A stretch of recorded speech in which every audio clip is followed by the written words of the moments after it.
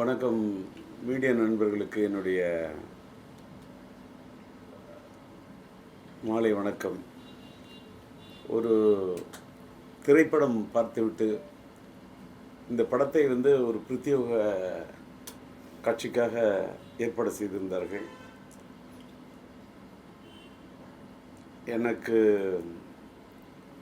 இந்த பிரத்யேக காட்சியை ஏற்பாடு செய்துவிட்டு நம்முடைய சமரசம் இதழ் நடத்தி கொண்டிருக்கக்கூடிய ஒரு அற்புதமான எழுத்தாளர் முகமது அமீன் அவர்களும் என்னுடைய ஃபாரூக் பிக்சர்ஸ் ஃபாரூக் அவர்களும் இந்த திரைப்படத்தை பார்க்க வேண்டும் என்று ரொம்ப நாட்களாக விருப்பம் தெரிவித்து கொண்டிருந்தார்கள். அவர்களோட விருப்பத்துக்கு ஏற்ப படத்தினுடைய இயக்குனர் மீரா கதிரவன் அவரோடு நான் விழித்திருப்படத்தில் இறைவனல்லால் ஒரு பாடலில் பணியாற்றியிருந்தேன். அவருக்கு எனக்கும் ஒரு நல்ல நட்பு உண்டு. அவர் இயக்குனர், அவரும் முறைப்படி என்னை அழைத்தார்.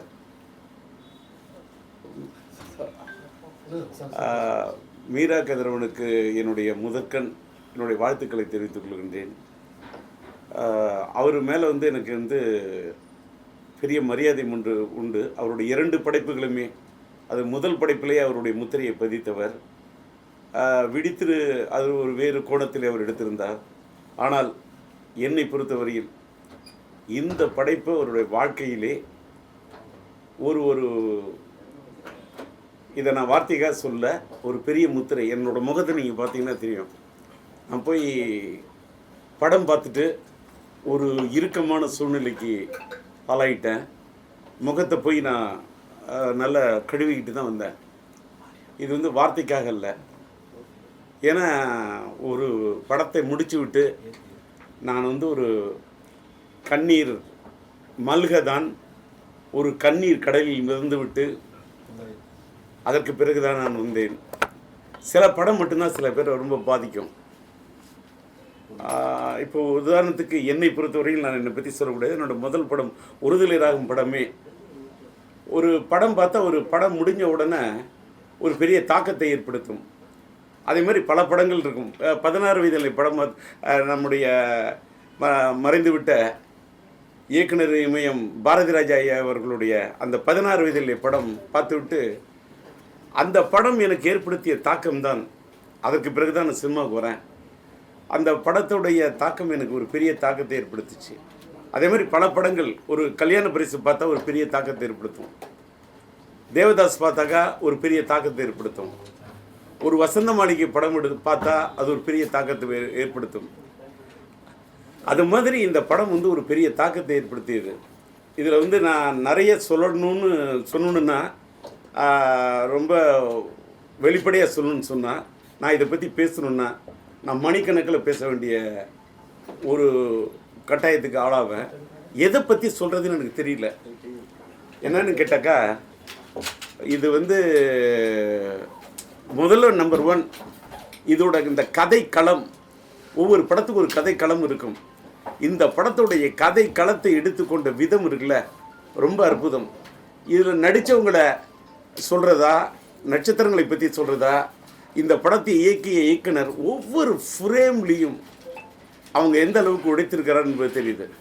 படத்தை முடிச்சுட்டு பார்க்குறேன், ஃபைனலில் அந்த கிரெடிட் கார்டு போடுறாங்க, யார் யார் பணியாற்றுறாங்கன்னு.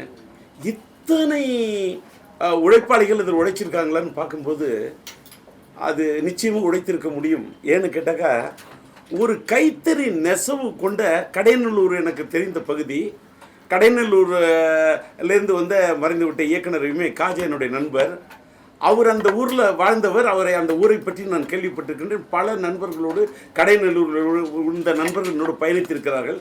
மீரா கதிரவனை என்னோடு பயணித்திருக்கிறார். ஆனால் அப்படிப்பட்ட மீரா கதிரவன் தந்த கடையநல்லூரில் போய் படம் எடுத்தாரா இல்லை வாழ்ந்து விட்டு வந்திருக்கிறாரோ தெரியல. இப்படி ஒரு வாழ்வியலை படம் பிடித்து காட்டக்கூடிய ஒரு இயக்குனர் தமிழ் திரையுலகத்தில் இருப்பது இந்திய திரையுலகத்துக்கே ஒரு பெருமை சேர்க்கக்கூடிய ஒரு இயக்குனராக அந்த படைப்பை படைத்திருக்கிறார். அதாவது நிறைய பேசணுன்னா பேசிக்கிட்டே இருக்கலாம். அதற்கு அந்த கதை களத்தை, அதாவது அந்த கைத்தறி நெசவு என்பது இன்னைக்கு ஒரு விசைத்தறி வந்த பிறகு கைத்திரை நெசவு என்பது அந்த மக்கள் நசிந்து விட்டார்கள். அந்த அவர்களுடைய உணர்வு அந்த கால்குழியை மூடின பிறகு அந்த வீடு, அந்த வாழ்க்கை, அந்த கைத்தறி எல்லாத்த விட ஒரு படத்தில் வந்து என்னுடைய இணைய நண்பர் கஸ்தூரிராஜா அவர்கள், அவர் என்னோட நண்பர், எல்லாத்துக்கும் மேற்பட நானும் அவரும் முன்னாடிய நண்பர்கள். அது வந்து அவர் என்னோட ஒரு ஒரு ஒரு கட்டத்தில் பணியாற்றியிருக்கிறாரு. அவரும் நானும் ஒன்றா பயணிச்சிருக்கோம். அதனால் இந்த படத்தில் அந்த கதாபாத்திரத்தில் யூசுப் கதாபாத்திரம் என்று நினைக்கின்றேன். அந்த பேர் அப்படியே அவர் யூசுஃபாகவே வாழ்ந்திருக்கார். அப்படி இந்த கை தண்ணி வந்து கையை கழுவிட்டு அந்த உதறதா இருக்கட்டும், அந்த துண்டு எடுத்து உதறதா இருக்கட்டும், அப்படியே அந்த பையனை இது பண்ணணும் நடைத்தளர்ந்து அந்த அந்த பையன் கதாநாயகன் ஈசான்னு நினைக்கிறான். அவன் நடிக்கவே இல்லை. அந்த பையன் அவன் அந்த கதாபாத்திரத்தில் வாழ்ந்திருக்கான். அது அந்த உடம்பை வந்து குறைச்சி ஃபர்ஸ்ட் ஹாஃபில் வந்து ஒரு அந்த யூத்தாக இருக்கக்கூடிய மேட்ரு முடிச்சுட்டு அந்த செகண்ட் ஹாஃபில் அந்த பையன் அந்த தாடி கிடிலாம் வளர்த்துட்டு அப்படியே அந்த பயணம் போயிட்டு வந்த பிறகு வாழ்க்கையில் அத்தனை துயரத்தை பயணத்தை சந்திச்சாரான்.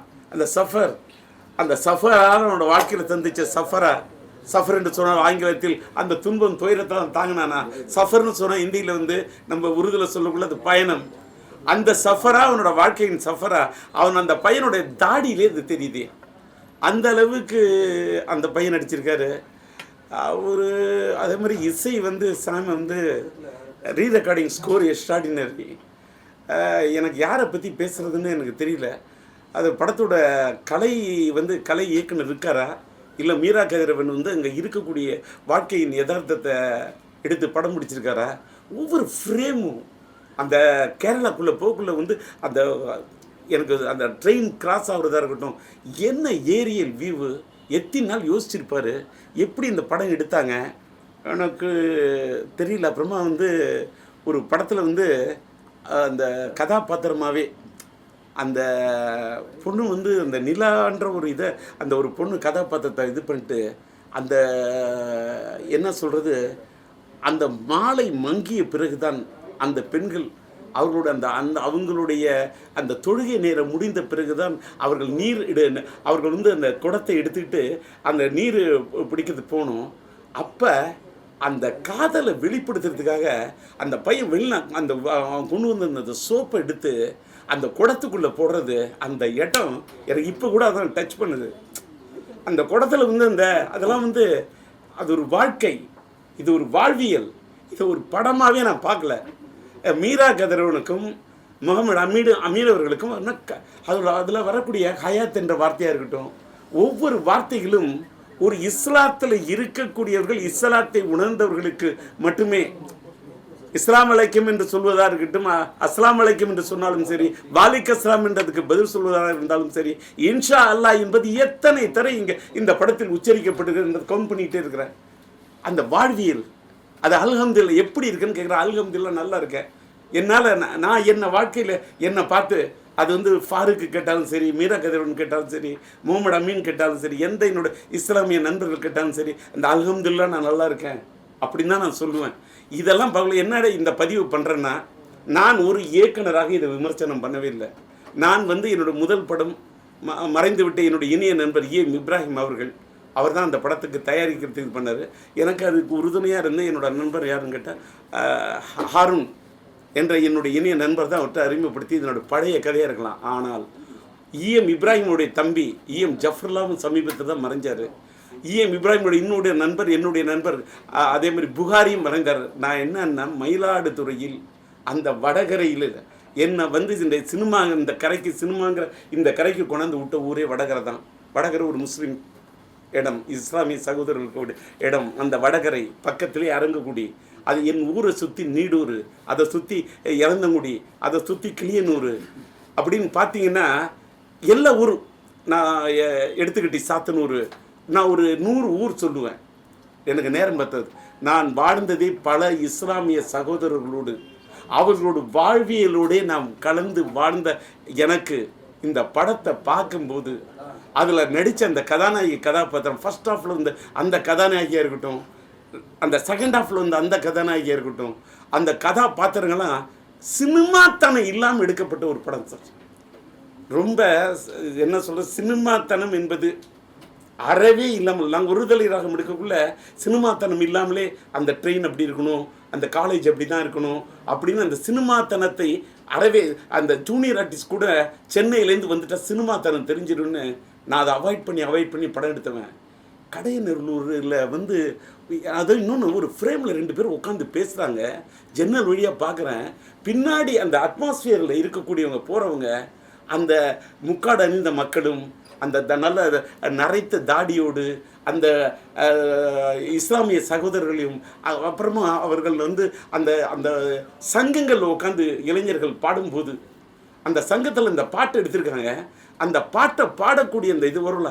இது ஒரு தமிழ் சினிமாவில் இதை மாதிரி யாருமே இது வரைக்கும் ட்ரை பண்ணாத ஒரு படம் சார்.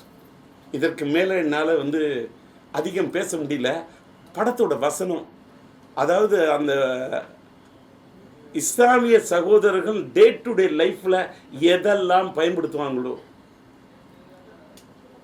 அதெல்லாம் அந்த வாழ்வியலை இவர் மறைந்த போயிட்ட நானே வந்து அவங்க வீட்டு இஸ்லாமிய சகோதரர்கள் வீட்டு திருமணத்தில் அத்தனை திருமணங்களில் கலந்துருக்கேன். அவங்களோட முன்ன பல பேரோட மறைவுக்கும் போயிருக்கேன். இப்போல்லாம் யார் மறைந்தாலும் நான் போகிறதே இல்லை. ஏன்னு கேட்டால் நான் என்னன்னு கேட்டால் இந்த பதிவுனா எனக்கு உடம்பு சரியில்லாததுக்கப்புறம் நான் ரொம்ப எமோஷ்னல் டைப்பு, ரொம்ப உணர்ச்சி வசப்படுவேன். இப்போ நான் இதை யாரோட மறைவையும் போய் பார்க்குறதே கிடையாது. இப்போ கூட எனக்கு ஒரு மாதிரியாக இதான படத்தில் தான் நண்பர் கஸ்தூரி ராஜா மறைஞ்சிட்டாரு. அவர் மூத்தான பிறகு அந்த அடக்கம் செய்யக்கூடிய அந்த காட்சி வந்து என்னை ரொம்ப நெருடுச்சு. அது அது அதோட ப்ரெசன்டேஷன் அது சினிமா மாதிரியே தெரியல. அது என்னை ரொம்ப நெருடிச்சு. நான் வந்து அது அது அது ரொம்ப பாருங்கள் ரொம்ப எமோஷனல் ஆகிறேன். அதனால தான் நான் சொல்கிறேன், பச்சையாக சொல்கிறேன். இப்போல்லாம் யாராவது மறைஞ்சிட்டாங்கன்னா அந்த மறைவுக்கு போய் என்னால் என்னுடைய துக்கத்தை கூட வெளிப்படுத்த இயலவில்லை. நான் என்ன பண்ணுறேன், அதனால தான் ஒரு எழுத்து வடிவில் என்னோடய குரல் வடிவில் என்னுடைய இரங்கலில் தெரிவிச்சுக்கிறேன். புரிஞ்சுப்பீங்கன்னு நினைக்கிறேன். அந்த அளவுக்கு அந்த கஸ்தூரி ராஜாவோட மறைவு படத்தில் வந்து அதேமாதிரி எண்டில் பாருங்கள் ஒரு பெரிய தாக்கம். அந்த பொண்ணு வந்து விவாகரத்து பெற்றுட்டேன் அப்படின்னு சொல்கிறது ரொம்ப ரொம்ப ஒரு பாரத்தை கொடுக்குது, ரொம்ப ஒரு துயரத்தை கொடுக்குது. ஒரு சினிமா தனம் இல்லாத படம் சார். இதற்கு மேலே வந்து அதில் வந்து அந்த பையன் கதாநாயகன் வந்து ஃபர்ஸ்ட் ஹாஃபில் இந்த பையன் வந்து அந்த பொண்ணு நான் அந்த வீட்டுக்கு திருட போகணுன்னு சொல்லிட்டு அடி வாங்குறான். அவன் திருட போனது பணத்தை இல்லை சார், அந்த பொண்ணோட மனத்தை திருடிட்டு. ஆனால் நான் பணத்தை திருட போகணுன்னு சொல்லிட்டு அந்த அபராத தொகை 1000க்கு அடி வாங்குறான் பாருங்கள். ஒவ்வொரு சவுக்கடியும் இதுதான் இந்த காதலுக்கு இந்த உலகம் கொடுக்கக்கூடிய நெருக்கடி. இது இஸ்லாமிய சகோதரர்கள் இந்த படத்தை பார்க்கும்போது அவர்கள் மனமுருகி அவர்கள் ஒன்றி பார்ப்பார்கள் என்பதை விட இதயம் இருக்கக்கூடியவர்கள், மனம் படைத்தவர்கள், மதத்துக்கெல்லாம் அப்பாற்பட்டு மத நல்லிணக்கத்தோடு சொன்ன காதல் மனம் படைத்தவர்கள் இந்த படத்தை உண்மையான காதலை நேசிப்பவர்கள் இந்த காலத்திலும் இருந்தால் ஒருதலை ராகத்தில் இருந்து வந்த இந்த ராஜேந்தர், உயிரோடு அடித்த இந்த ராஜேந்தர், மைதிலி என்னை காதலை எடுத்த இந்த ராஜேந்தர், கிளிஞ்சல்களுக்கு இசையமைத்த இந்த ராஜேந்தர், பூக்களை பறிக்காதல் படத்துக்கு இசையமைத்த இந்த ராஜேந்தர், காதல் எழுவதில்லை என்று படம் எடுத்த இந்த ராஜேந்தர், சொன்னால் தான் காதலா என்று படம் எடுத்த இந்த ராஜேந்தர், இந்த காலத்திலும் கலக்கல் காதல்டா என்று காதலை பற்றிய படம் எடுக்க வேண்டும் என்று துடிக்கக்கூடிய இந்த ராஜேந்தர், காதல் நெஞ்சங்கள் இந்த தமிழ்நாட்டில் மட்டுமல்ல இந்த மண்ணை கடந்து, அது என்னோட நண்பர்கள் பல பேர் வளைகுடா நாட்டில் இருக்கணும், இந்த மண்ணை பிரிஞ்சுட்டு நான் தான் காதலிச்ச பெண்ணை பிரிஞ்சுட்டு வளைகுடா நாட்டுக்கு மட்டுமல்ல உலகத்தில் எங்கெங்கோ தன் குடும்பத்துக்காக தன்னுடைய காதலை எல்லாம் புதைத்து விட்டு எமோஷனல் ஆகிறேன். அந்த மண்ணை விட்டு போயிட்டு இது பண்ணக்கூடிய அந்த இளைஞர்களுக்கெல்லாம் இந்த படம் பார்த்தாங்கன்னா ரொம்ப கனெக்ட் ஆவாங்க. என்னோட நண்பர்கள் நிறைய பேர் தன்னுடைய காதலை தொலைச்சிட்டு தன்னுடைய குடும்பத்துக்காக வெளிநாட்டில் போய் வாழக்கூடிய அவங்களுக்கெல்லாம் இந்த பதிவு கூட அவங்கெல்லாம் பார்த்தாங்கன்னா, இந்த படம் பார்த்தாங்கன்னா அவங்களுக்குலாம் ஒரு பெரிய பாதிப்பை ஏற்படுத்தும். அது மட்டும் இல்லை, காதலிக்கக்கூடிய காதல் நெஞ்சம் படைத்தவனுக்கெல்லாம் இந்த படம் ஒரு பெரிய பாதிப்பை ஏற்படுத்தும். காதலர்களே, மதத்தை பார்க்காதீங்க, மதத்தை பார்க்காத மனத்தை பாருன்னு பேசுறது வசனமாக சில பேருக்கு தெரியும். இனத்தை பார்க்காத இதயத்தை பாருன்னு சொல்கிறது வசனமாக தெரியும். நிறத்தை பார்க்காத நெஞ்சத்தை பாரு அப்படின்னு சொன்னால் உங்களுக்கெல்லாம் வசனமாக தெரியும். ஆனால் இது வசனம் அல்ல, இது வார்த்தை அல்ல, இது ஒரு வாழ்க்கை. என்னுடைய யதார்த்த வாழ்க்கைக்கு இந்த சம்மந்தப்பட்ட படத்தை என்னை பார்க்கறதுக்கு அழைத்த உண்மையிலே இதுக்கு பாராட்டணும்னு நான் முதல்ல யோசித்தேன். இந்த ஹபீபின்னு இந்த தலைப்பை பார்க்கக்குள்ளே எனக்கு ஒரு நெருடிச்சு. நான் இந்த படம் பார்த்தா கொஞ்சம் நான் ஒரு படம் பார்த்தா ஒருத்தன் சந்தோஷப்படுவான், ஆனந்தப்படுவான். என்னோட கண்ணீர் இது ஆனந்த கண்ணீர். இதே மாதிரி படைப்பை ஒரு ஒரு தமிழ் இயக்குனர் எடுத்திருக்கிறார். அதுவும் அப்படிப்பட்ட அந்த இயக்குனர் என்னோடு பயணித்தவர். அவரோடு ஒரு படத்தில் நான் பணியாற்றி ஒரு பாட்டில் தானே கூட நான் பல நாள் அவரோடு விவாதித்திருக்கேன். அப்படிப்பட்ட மீரா கதிரவனோடு, ஒரு வேளை கதிரவன் என்று சொன்னாலே அது ஒரு வெளிச்சம்.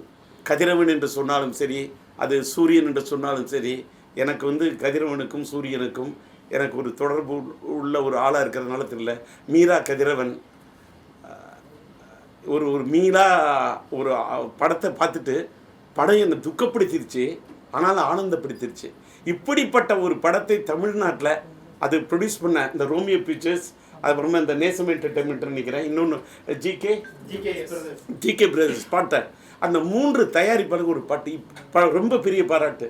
ஏன்னா இப்படிலாம் ஒரு படம் எடுக்கிறதுக்கும் தயாரிப்பாளர் இருக்கிறாங்கன்னு சொல்லக்குள்ள எனக்கு இப்போ இன்னும் ரொம்ப சினிமா எடுக்கணும்னு ரொம்ப ஆசை வந்துருச்சு. எனக்கு இன்றைக்கி ஒரு நான் எடுத்து ஒருதலை ராகம், நான் இன்றைக்கி ஹபீபி பார்த்த பிறகு படம் எடுக்கணும்னு எனக்கு மனசில் ஏற்பட்டுடுச்சு ஒரு தனியாக தாகம். நீங்கள் இந்த படத்துக்கு நீங்கள் எல்லாம் நானும் ஒரு மீடியாவில் இன்றைக்கி டிஆர் டாக்கீஸ்ன்ற ஒரு சின்ன யூடியூப் சேனல் தான் நடத்துகிறேன். இந்த இதுக்கு பதிவு பண்ண வந்தக்கூடிய அத்தனை மீடியா நண்பர்களுக்கும் இதை போன்ற படங்களை தயவு செய்து ஒரு பட்ஜெட்டை பார்க்காதீங்க, சப்ஜெக்டை பாருங்கள். இப்படிப்பட்ட படங்களை நீங்கள் ஆதரவு கொடுக்க வேண்டும் என்று கேட்டு நன்றி, வணக்கம்.